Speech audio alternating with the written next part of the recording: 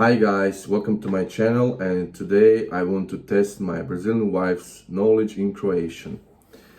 As you know, Croatian is a very difficult language since we have grammatical cases or padeži in Croatian, and people who speak a language which doesn't have cases, they find Croatian very difficult. So let's start. Kako se zoveš i koliko imaš godina? Zovem se Luana, imam 30 godina. Koliko dugo živiš u Hrvatskoj? Živim u Hrvatskoj 9 mjeseci. Mjeseci. This is what I'm talking about, padeži. Koje je tvoje omiljeno piće u Hrvatskoj?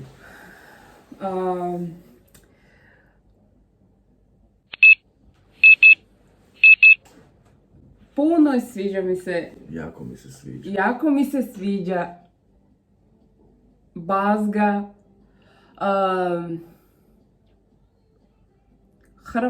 hrvatska piva, hrvatska piva i kava, hrvatska kava.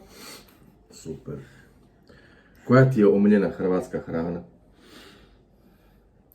Moja omiljena hrvatska hrana je fiš paprikaš, jako je dobro. Vidimo se. Šopska. Salata. Šopska salata.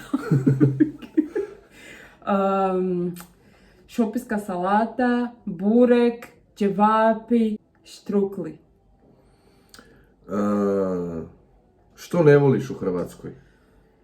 Što ja ne volim? Padež, naravno padež.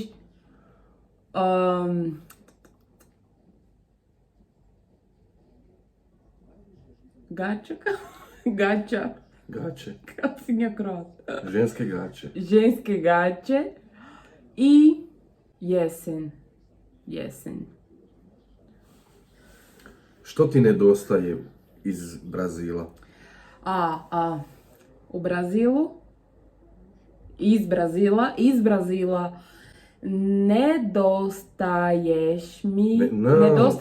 Ki nedostaješ mi? Iz Brazila mi nedostaje plaža. But we have beach in Croatia. Ali nije blizu. Dobro.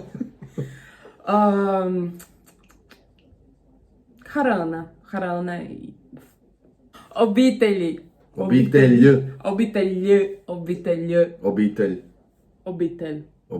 Koje je mjesto koje si dosad posjetila u Hrvatskoj ti se najviše sviđa? Jako mi se sviđa Zagreb. Zašto? Zato što ima puno ljudi, velike. To je to. Imaš li neko pitanje za mene? Koja je to omiljena boja? Moja omiljena boja je plava. Dobro. Okay guys, thanks for watching and I hope you liked the video. I will make more interesting content in the future. Molim vas, subscribe and dajte na like. Bok.